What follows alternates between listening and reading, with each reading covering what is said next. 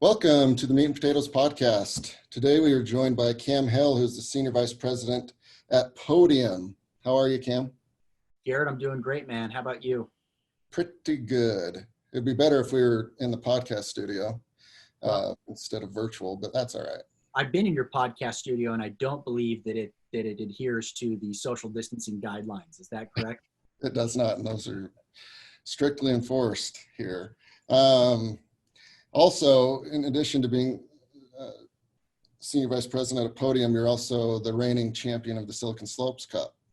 Well, the inaugural year, we brought our A game, and we challenge all those for next year to try and take it from us. So yeah, so you and your team shot a 53, and that's without licorice ropes. Yeah, well, I could see where people we think we used licorice ropes, and we were tempted to bring our own, but that is a legitimate 1900 no licorice ropes. So, right. So the gauntlet's been set for next year. Yeah. We'll see who shows up next year. Because there's a pretty good prize. You got to spend a lot of money in the pro shop. Man, it was a great event, and we were super, grateful to be a part of it, and you and your team did a good job of putting it on. So for anyone that missed out this year, make sure you sign up for next year. Yeah, awesome. Thank you. Yeah, it was fun to actually be in person and having fun like normal. It was nice. Yeah. And golf's a great event to maintain social distance. So it was awesome. Yeah. Cool. So what is your role at Podium now? So again, I kind of cover a variety of different things now. Still very involved in the sales side, but am working a lot with our expansion efforts of continuing to maximize the value for our existing customers, and been doing a lot on kind of the strategic partnership side of just continuing to grow and partner with the right people in the spaces that we're in. So yeah. While still managing a good chunk of the sales side. So gotcha. So for those that don't know, what does Podium do, and how do you guys generate income and revenue? Yeah. So at Podium, we say we exist to modernize the way business happens locally. And really our platform is designed to help local businesses combine the best of what they do offline. So if you think about, I don't know if you feel this way, Garrett, but in our current environment, I kind of miss walking into a restaurant, or I kind of miss walking into a store and just kind of shopping around. And so there's still a lot of, I guess, really impactful things from like a buyer's perspective of going into a store or kind of meeting in person. And so what we help those local businesses do is combine the best of offline with the best of offline or online. So we have kind of a suite of tools that, especially right now, are very, very relevant to these local businesses in kind of maintaining their volumes and keeping their doors open and being able to conduct business through a set of digital tools that help them do that. So, yeah. And has COVID been, a net good or net bad overall business wise? I mean, the main segment that we serve is the local business. And if you look at any segment that's been impacted dramatically by this, it has been the local business. So I know it's been a real trying time for a lot of our customers. Again, on the flip side, where I think it's been, it's given Podium an opportunity to help accelerate our vision with our customer base, because again, without business being able to be conducted traditionally, it's really forced a lot of these local businesses to evolve. It's been an overnight evolution for them. And so again, from a business perspective, it's been good, and it's allowed us to really help a lot of these local businesses. So yeah, that's great.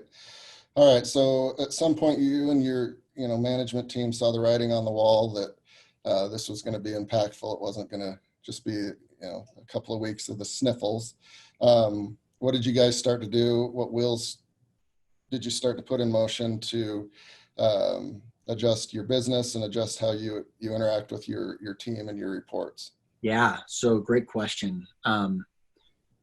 So Podium has been historically, we kind of rallied around being in the office. And I mean, we've got a great building down there, and with a lot of the fun bells and whistles, but it's also a very collaborative space. So as work moved remotely, one of the first things the executive team did is we put together a cross-functional task force to make sure that we were all maintaining a pretty strong connection as a group and getting a pretty good pulse on all of the various departments of the company to make sure that, again, just addressing any challenges that were arising in any department. So that was kind of like step one, at least from a business perspective. Then really is like engaging with the team. I think to your point, there was actually a tremendous productivity gain in a lot of ways by having everybody be remote. Again, with the fun office building comes some distractions, but also, again, like we have a lot of people that commute down from Salt Lake. I for one, I live kind of in the northern part of the Salt Lake Valley, and we have a lot of people that commute in from Davis County. So there was even just tremendous productivity gains from being able to kind of roll out of bed and walk into your home office and get after it. Yeah. So we saw that happen, and as a result have really embraced kind of this remote work, and it'll be a big part of our culture going forward. But secondly, the part I think you alluded to is that also makes having kind of fun as a team or as a company a little bit more challenging. Because again, you used to be able to just gather in what we call the Delta Center, which is our big kind of town hall space on our first floor, and do different activities or company meetings or town hall meetings. And so to take that all virtual, how do you still maintain the same level of engagement? But our HR team has done a really, really phenomenal job of keeping everybody engaged and involved through a series of weekly games. I don't know, I'm sure you're familiar with Kahoot, that app. I mean, it's amazing how much fun you can have by just pulling out an app on your phone and answering some silly questions. But again, it's been a challenge, but I think the team's responded really well. Yeah. Well, that's good. And so you've got obviously people that report their progress of the day, progress of the month to you. In an office setting, if they're a little bit slow, you can just wander over to their desk and lean on their desk and say, "Hey, how's it going?" And that's probably faster than sending a Slack message or an email or trying to herd the cats. How have you adjusted, as a manager and a leader to getting stuff when you need it? Yeah. I am very much a walker arounder, and I like to go find people face to face. So that was definitely something that I had to adjust to. But what I've gotten pretty good at is what I call the calendar check, and finding their virtual workspace on their Google Calendar, and doing a quick calendar check, and then just dropping some time on to to go meet with them or get what I need. So again, I don't know if that's too much of a micromanager tactic there, but it seems to work well. And again, as it relates to like kind of like overall leadership, it's probably easier to just go walk around and track somebody down. And it requires a lot more discipline to have to actually schedule a time and have your thoughts together to go do it. So again, I think there's been a great leadership lesson for me on just being organized and really thoughtful about how and when to try and track people down within the company. So yeah, a lot of Zoom calls and yeah. Can you hear me? Or you're on mute? It's quite exhausting, I'm sure. Well, what's fun too is that now you have Slack calls. Yeah. So you can send over a Zoom link, and then there's some people on the Zoom link or somebody's pinged you with a Slack call. So kind of managing all the different channels becomes somewhat of a task in of its own. But yeah. So you cut your teeth after college in sales, non-tech and then tech, and you've kind of grown through the cycle there, and now you lead sales teams and stuff. How has that particular part changed as you lead out? Because I assume you got to make sure that people are making their calls or following up. And I think there's a fair amount of people that don't work as well from home. They either hate it like I do, or they've got young kids like I do. or they don't have a home office. So did you see ups and downs as far as productivity? Was it good? Was it bad? And how did you adjust fire once you kind of started to see the data? Yeah, for sure. No, again, it was kind of a mixed bag. So I think there was a conglomerate of people that actually gained productivity. Yeah. And they've loved working from home. And again, I think if the people that either had a commute or even have the tendency to maybe even have a little bit of ADD like me and get slightly distracted at the water cooler, whatever, right? Found it to be more productive at home. But then I think to your point, there's definitely a group of people that may not have, the right setup at home. I know there's been internet connectivity issues, right, in certain areas that people live, and that's definitely been challenging. And kind of the isolation too, right? Like I think specifically in sales, as much as it is kind of an individual effort, we always say that sales is a team sport at Podium, and kind of that collaboration of rooting each other on when it took place in person has now kind of migrated over to Slack channels and trying to make that fun. But yeah, there's been a mixed bag of kind of an increase in productivity for some and a decrease for others. But that's where I think having the right tools in place allows you to still maintain a pretty good level of monitoring of that activity without being overbearing. Yeah. But then you also, again, have to be disciplined to make sure you're checking in on people too, because it's a lot easier to just walk over their desk and say hi. And it's a lot harder when you can't see them to make sure that you're following up with people. So, Yeah. Yeah, I think it's been a little bit more work for those that have direct reports. And I think that, a lot of people weren't that organized before because they could always just talk to people and hang out.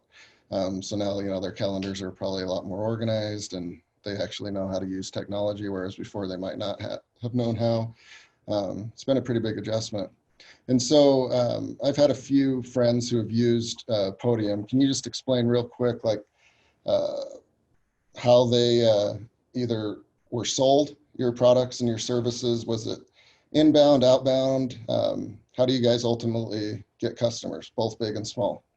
yeah, so we try to have a pretty blended attack at Podium between inbound and outbound. I would say that probably Podium is a much more outbound driven culture than maybe most technology sales forces. We have a great marketing team and they do a phenomenal job of driving inbound interest. And there's just a lot of great organic inbound interest. But as it relates to the way that we've decided to scale and that kind of local segment, it really requires a pretty strong outbound effort to get their attention, because some of them are just kind of stuck in their ways and they're not necessarily looking for anything. And so our outbound efforts have been key in reaching out to those businesses and helping them understand where they are today and kind of where the world is going and some of the things that they can do to close those gaps and how Podium plays a role in that. So my guess would be is that if they didn't reach out to us, that we for sure reached out to them. And again, our account executives are very heavily involved in that kind of outbound effort, which I think is a unique piece of our culture that we continue to drive. So, yeah. So you kind of sit over the sales team. How do you motivate your team? Because there's various levels of seniority. yeah. How often do you get involved and roll up your sleeves versus, kind of just dictating goals and policy as it relates to the bigger picture? Yeah. So I'm a pretty big fan of, I guess there's probably two trains of thought that I'm pretty passionate about. I'm a big fan of Good to Great by Jim Collins, and I'm a pretty big fan of Jocko Willink, who's your extreme author of Extreme Ownership, if anyone's read that. And in kind of both those books, it talks about, and kind of a more senior leadership perspective of having a good understanding of what's happening on the front line. Because as you go to make a strategic decision, if you're disconnected with what's happening on the front line, you could be making a decision that's either going to be difficult to execute on or fairly disruptive to some of the things that you're doing well. So I probably don't roll up my sleeves as much as I should, but I definitely try to keep a pretty good cadence with with attending some of the weekly forecast meetings that happen with the sales team. We have a tool that we use that records phone calls, and I try to listen to a few phone calls per week to make sure that I'm staying in touch with the message. So, and then as it relates to kind of the motivation side, I've always been a big believer in an investment from like a training perspective. So sales is a tough job, and you get beat up and you get told no a lot and you face a ton of rejection. And you know, every piece of rejection that you face, it makes picking up that phone or having that next call that much harder. Yeah. And so I guess just to kind of pat people on the back and say, keep it up and keep going, over time can start to drown, that message can start to drown itself out. Yeah. So what I found to be very effective is making investments in the skill sets of the salespeople and the team. And that's not always just particularly focusing on sales skills, but if people are more confident in their job and they're more confident in their skill set, working hard becomes just a byproduct of the excitement of wanting to do it better and better. I mean, that's why I love golf, and I understand why people hate golf, because it'll beat you up and kind of spit you out. But that desire to kind of keep improving and get better, kind of keeps me to want to play and go more and more, much to the chagrin of my wife. But, it's a similar thing in sales. Yeah, absolutely.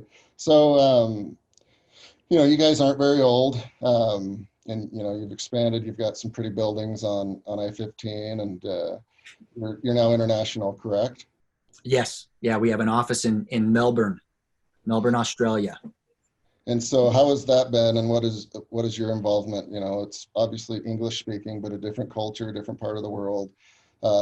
What's been one or two of the fun points of that process for you and your team? Yeah. So I think just going to Australia, number one, was a blast. I mean, I don't know if you've ever had a chance to go, but I highly recommend it as a visiting spot. And then as far as setting up a business there, what's interesting is they're English speaking and right, like, and they're great people. But when it comes, like, there's a difference in, like, obviously, like, a personal culture and then a business culture. And we learned really quickly that the business culture was different. So, one of our first experiences was going to a trade show down there. And in the US, right, a lot of people go to trade shows to make purchases. That's why kind of the end buyers are there, is they're shopping around and seeing what's out there, and they'll make some purchases. Well, there was a significant level of kind of, that was not the case at this trade show in Australia as it relates to they're there kind of to get together as a group, and the purpose is much different. So there were some nuances there that we had to learn from a business culture perspective that was definitely a little bit of a learning curve, but getting on the ground made a big impact there. Yeah. And so your interactions with that team, is it, you're going to go over there a few times a year? Is it just, phone calls? How do you interact with them? I think it's pretty much polar opposite on the timeline as well. Yeah. So early on, I actually managed that team directly. And so it was a lot of midnight phone calls. So that was kind of at the end of their work day. So I'd get done with kind of my time slot, spend time with the family, and then kind of go back to work with helping that team with certain deals or whatever they were doing. But as we now have a kind of full office down there and what we call a country manager. And so they now are pretty self-sufficient. So outside of just kind of our what weekly leadership meetings or whatever, where that country manager will attend, my interactions have died off a little bit. But early on, it was kind of doing double duty, but fun. Yeah, that's interesting. So it's got to be a good feeling to have them on pretty much cruise control. They've gotten to where they need to be, and now you guys are on the same level. Yeah, I mean, it's been a really fun story and some great growth down there, and Australia is an awesome country and an awesome economy. So there's probably someone out there that's still selling typewriters, right? And at least one or two dudes, I would imagine. But you know, you guys have products. You can't be a salesperson without products, but you know, eventually if you don't have new products, I assume you'd just become depressed selling the same thing over and over, even if you're kind of doing well, you know, like that's not human nature to just do that constantly. So how does the sales team interact with the rest of the company as it relates to new products and new ideas? Yeah. So, I mean, and this can vary company to company, but at Podium, the sales team is pretty involved with the product direction. I mean, again, it's the front lines as far as, you know, there is a lot of salespeople. There are a lot of our salespeople that are out there in their markets talking to customers, hearing what they like, hearing what they don't like, hearing what they wish they could have. And so our product team is in lockstep with our sales team to understand, are we building the right things? Are we, you know, taking the right direction? And so it's really a fun thing, I think, of as a part of our culture, as the sales team is able to help drive some of that product direction. And then I think to your point, right, like Podium in general, right, we work with 50,000 plus businesses, and a lot of them from 4 years ago, our product has evolved dramatically and we offer so much more. So I think to your point, it's continuing to go back and hey, here's what we're doing now. Here's what we're doing now. Here's what we're doing now. Here's how it can help you. And so that definitely mixes it up a little bit. Yeah. So I assume you get hit up a lot from friends, family, and then just people you don't know that want to get into sales, and more importantly, they want to work at Podium. Um, how do you filter through that, and then ultimately, what makes a good salesperson at Podium? Yeah. So as it relates to like family and friends, that can be a tricky one. But what I typically tell people is I say, hey, look, I'm happy to get your resume in front of whoever it needs to get into and open that door for you, but you got to walk through it. Yeah. So you know, it's the people that you bring onto your company is the most important thing, and so you know, it's something that you don't that we try really hard not to play favoritism on, and make sure that it's a level playing field and that we're bringing on the best talent. Yeah. So if you had to weight things, let's say it's just somebody you don't know, you met them at a golf tournament or Ace Hardware, and they've sold. Let's see, they've sold Titleist golf equipment, but they've Yeah. never sold SaaS or any technology product. Um, would you weigh that hustle and you know their success in selling Titleist equipment, or would they kind of be relegated to the back of the line because they don't have SaaS or tech sales skills? Yeah. So I guess I have some kind of personal thoughts here, just given my background was not in SaaS. So I came from, as you like to call it, Garrett, selling dental floss. I sold dental supplies, and I didn't have any SaaS experience. And frankly, I applied to a couple places that turned me away because of it. Yeah. And so the hard thing is that there are the biggest difference, in my opinion, is were you in field sales, or were you in inside sales? Selling, even if you're outside of SaaS. Because most SaaS companies are going to start inside and be heavily inside driven. And so, frankly, when I came, I was in field sales, and I was literally out in my car, a lot of windshield time. And that transition inside was definitely an adjustment. So that's kind of like the first thing of, are you in inside sales or are you in outside sales?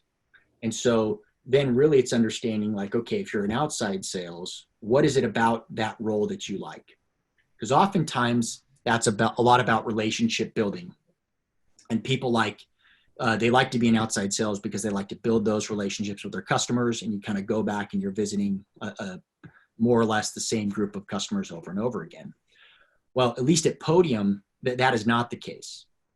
It is you're inside, and most SaaS companies are optimizing. You know, you have an SDR, you have an AE, you have a CSM, right? You have a series of roles that are very specialized, and so that becomes that can become an adjustment because you're really focused on, as in like an account executive, for example, on trying to present the value, and then execute on the deal going forward. Whereas a lot of times in outside sales, you're all three of those roles. So those are kind of some things that I try to help people coming from outside of SaaS to kind of think about and understand as they're thinking about getting into SaaS, because it is different. And just like being able to take punches, how do you weigh that? I mean, man, that's so again, kind of referring to that same thing of like when you're outside and you're driving in your car, there's only so many punches you can take in a day, right? Like if I got in eight sales calls, in-person calls in a day, that was a busy day. Yeah. When you're inside, if you're only making 8 calls, you'd better be one heck of a closer. Yeah. That's the case, right? You'd better be one heck of a closer. And so the quantity of face punches you get goes up dramatically. Yeah. And people are way ruder on the phone than they are in person. Because they can't get punched in the face for real. Yeah. So again, and with all due respect, they're trying to run a business. So I get why sometimes salespeople are annoying. So yeah, you definitely have to you increase your volume of face punches, and you have to have a little bit of an appetite for it, or not be afraid to get back on the horse when you get knocked in. So I assume you get sold on things, whether it's in your personal life or your business life. How often does it happen where you're like, oh, this guy's the worst, but he's also the best, and you tell him to come work for you? So I wish it happened more, Garrett. I really wish it did. And I think that's where, at least personally, I get pretty passionate about the training and the skills aspect of sales. Yeah. Because most salespeople, and again, I am a salesperson, most of us are not professionals. Yeah. Most of us do not know what we're doing. And I get that a lot when I get a sales call. Yeah. And typically the way that happens is the call starts, the salesperson talks for 30 minutes, and then they ask if you have any questions. And guess how many questions I typically have at the end of that call? None. I don't have any questions. So, but it happens way more often than it should. Yeah. Yeah. I don't know what it is, if they get nervous or probably to your point, they just don't have the right training or cadence on how to interact. Yeah. But when you're talking to a good one, because they just keep setting in the hooks, and you're like, damn it, I got to get out of this. But you can't, if you actually do have a question, you're like, oh, all right, let's keep talking. Versus a bad one where you literally would, like to walk into a wall and hopefully knock yourself out instead of listening. Well, and the best ones, it almost doesn't even feel like you're getting sold. Yeah. Right. It's just a conversation, and they're figuring out what's on your mind, and if it's a problem that they can help you solve. And it's amazing how effective that is. Yeah. Even on someone like me, where I pride myself on being able to see right through it. Well, to your point, I start to follow right along. And if you're solving a pain, man, selling becomes the best profession in the world. Yeah.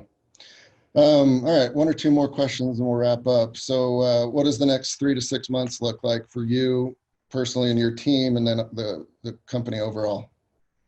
Yeah, I mean, that could be like a multi-trillion-dollar question right there, Garrett. If anyone knew what was going to happen over the next 3 to 6 months, please give me a call. No, but as it relates to Podium, I mean, again, we're steady as she goes. We're adapting to what we believe is the new reality, and what seems to be the new reality for the next 6 months, and continuing to just double down on being a lifeline for these local businesses that in some cases like California are now shut down again. Yeah. So and be equipped with the right tools to. Yeah. And are you guys as a company hiring? Or are you going to just batten down the hatches? Or are you looking for growth during this time? Or are you still undecided? Yeah, so I think we are definitely opportunistically hiring, and we are on the growth path. So if you're a highly capable salesperson, regardless of industry or any other role for that matter, please reach out. Cool.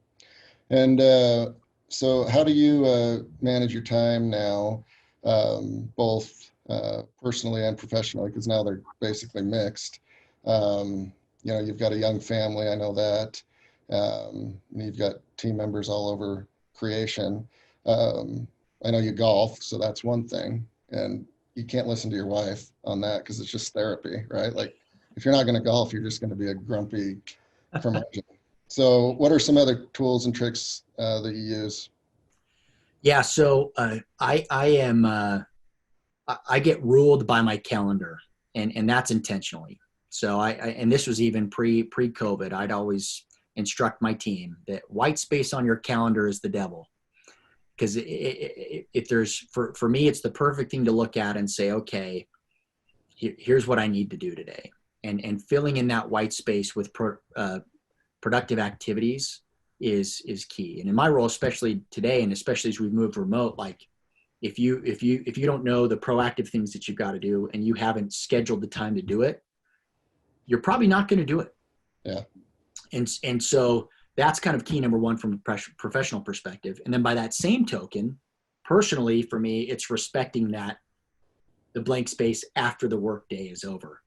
Yeah. So I've not mastered this. I am somewhat of a workaholic, but really leaving my phone in the office is key for me to unplugging at the end of the day, because if it's on my pocket, I'm tempted every time that Slack channel buzzes to pull it out and see what's going on. So again, still working on the best ways to master it, but personally, I've enjoyed being at home. So. Oh, okay. Interesting. Yeah. All right. So we've got an interesting fall compressed with the Masters, which is weird as hell. PGA Championship, US Open, and maybe college football. So how pissed will you be if college football or football in general is canceled, and how happy are you to be able to watch all the major tournaments in golf in the season? Well, so, I mean, I love college football. I mean, there's nothing quite like rolling up to Rice-Eccles Stadium, and sorry for all you Cougar fans, but and watching a football game, even if it's, Eastern Washington, that environment. And so I'm pretty confident that won't be happening. Right. Good. So, that probably won't be happening. So then it's like, okay, am I okay, watching it on TV? And I think I am, but this whole interconference thing, it'll just be interesting to see how it all plays out. And I guess I'm still slightly skeptical that they'll be able to pull it off. The NBA, we'll see with this whole NBA test and the bubble test, but it already sounds like it's off to a rocky start. Now, to golf though, I mean, I think this puts the PGA Tour in its heyday. Yeah. It's the only show in town right now, and I think their viewership is off the charts. And I, for one, have definitely been taking advantage of that. So I don't know if you've been catching into the Memorial this week, but yesterday was the first day, and they're getting their butts handed to them out there, and it's kind of fun. It's kind of fun to watch. So. Yeah, I only have 20 bets on it, so I'm mildly interested. Yeah. So did you pick a winner? What are some of your bets? So I've got, I haven't looked at the leaderboard for an hour or so, but I've got Finau, Spieth, Schauffele, and Brooks, Koepka. I had Webb Simpson, but I think he's probably going to miss the cut. And then I have like 10 top 20s and a few top 10s. So well, you've got to be feeling good about some of your picks. Yeah. But now coming out of the gates, just hot as a pistol. So hope he keeps that up. Yeah, don't ever bet on golf because it is a lot of fun, and you can spread money out, and there's a lot. I did have a NASCAR victory hit. Cole Custer won a $2 bet to win $350 last weekend. So $2 turned into $350. Yeah, that does sound like a lot of fun. Thank you, Cole Custer. Yeah, so it'll be an interesting fall with the sports betting, and it adds a lot of fun to it. Stimulates what would have been there with college football and all that other stuff. Now let me ask you this: do you normally bet on NASCAR? Because it seems to me like if you do, that's one thing. But if not, then we're really scraping the bottom of the barrel for some sports bets. I've been betting NASCAR for a long time, but I'm betting like cricket and Korean baseball and Formula One. Like I I need the stimulus. Did you hear about that bet in Vegas though on the Korean baseball? Uh-uh. So I'm pretty sure I could be misquoting this, but I'm pretty sure like a Vegas casino took one of its biggest losses ever on a guy betting on Korean baseball, and he won. And I think it was like near $1 million, if not over. So Garrett, I mean, again, you could be onto something here. Could be onto something, or maybe in a year I'll just be in the breadline, destitute, divorce. That could happen too, I guess. Yeah, if you find me outside of your office at Podium asking for a job, take pity on me. No, it didn't go well. If I see you heading out west, I'll try and divert your car. Maybe. How about that? Yeah. Good. All right. Well, cool. Thank you for your time today, Cam. Appreciate it. And there were some really good nuggets of info there. Appreciate your time. Well, Garrett, thanks for having me, and thanks for all you guys at Silicon Slopes.